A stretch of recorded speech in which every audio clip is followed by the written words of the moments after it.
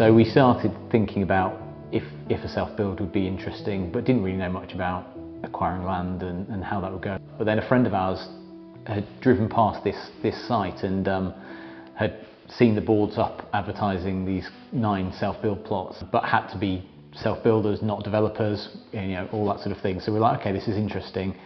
In terms of the ideas and how we worked with the architect, I think, of course, I mean, look, the architect came up with some great ideas and made it happen for sure, but I think we were probably one of the slightly annoying clients that came in with a bit of a clear idea ourselves of what we wanted it to look like, but they really bought into that and got it. So the site previously here was a hay barn, so it was a big large barn just filled with hay bales and that sort of stuff.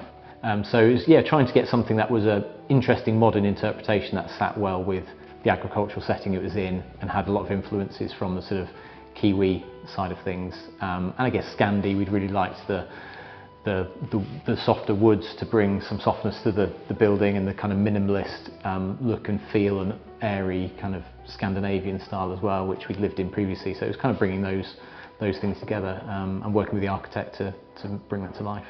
You know, every part of the project we spent an enormous amount of time and detail to try and get something that was exactly how we wanted it. You know, we had quite exacting standards of what we wanted to achieve. This was a once in a lifetime sort of opportunity project for us to kind of achieve our dream of how we wanted it to look like. You know, one of the things we loved in our previous house was the amount of light that we had, so we were really keen. We had a blank canvas in a great spot with you know, a good sized plot that we could sit the house in.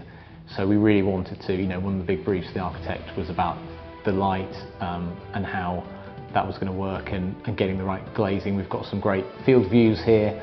We wanted to make sure that we had windows and doors that would be as minimally invasive as possible and really be able to shine a light on the views and the surroundings and that sort of thing. So that's where IDSystems came in with some great solutions for the doors in particular, with the narrow sight lines, and being able to get the part was really important for us, was getting the flush detail of the inside outside living, to be able to kind of open up the house for in the summer and to be able to entertain and, you know, have in and out with the kids and the family, and to be able to have that flush threshold where the transition between the outside and inside is really seamless.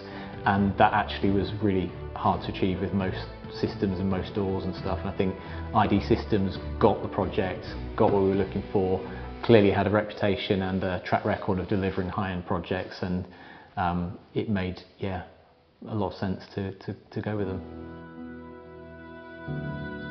From day one we wanted that flush threshold, and that was in one of our initial opening briefs with the architect. So now 2.5 years on, how do we feel about things? I guess with these things you get busy and it's easy to take things for granted, but when we take a step back and look around at the house and what we'd achieved in the project and stuff, it still blows our mind. It's been a great experience with IDSystems, with the builders, with the architects. Can't recommend any of them highly enough, really. Would we do self-build again? Yeah, I think we would. Yeah, it was really interesting, thoroughly rewarding, challenging, stretching project to do, and something different from anything we'd experienced before. My wife may disagree, but I would be up for doing a self-build project again, yeah.